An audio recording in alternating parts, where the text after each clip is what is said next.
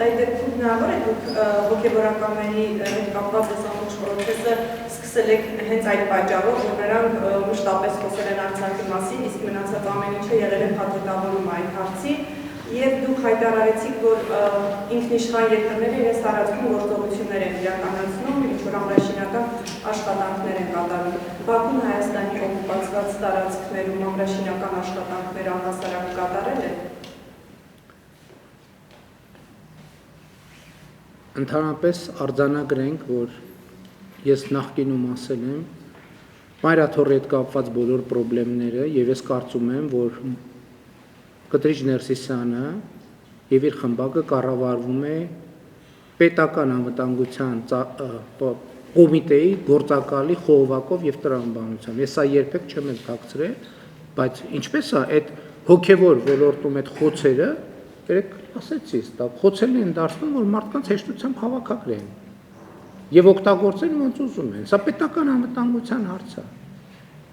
Եվ այո, ես էլի ասում եմ, երբ որ երկրի վարչապետը հայտարարում է, որ մենք Ղարաբաղի շարժումը պետք է դադարեցնենք, չի կարող լինի պաշտոնյա, որը շարունակի Ղարաբաղի շարժումը։ Չի կարող լինել։ Այդ հոգևորականները ինչ։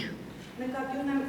Ներողություն, բայց եկեք երկխոսության չվերածենք։ Ես դες նոր ասեցի, ես նոր գնացել եմ պատարակի եւ բանից հնչում է։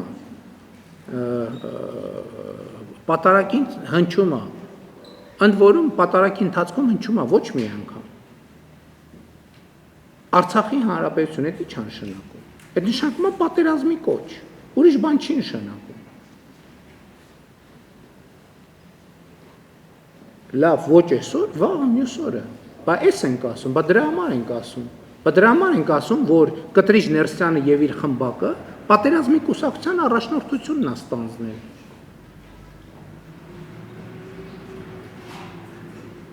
Պետք է չլինի այդպիսի բան, պետք է չլինի։ Ոնց կարա երկրում լինի 6 հատ արտաքին քաղաքականություն։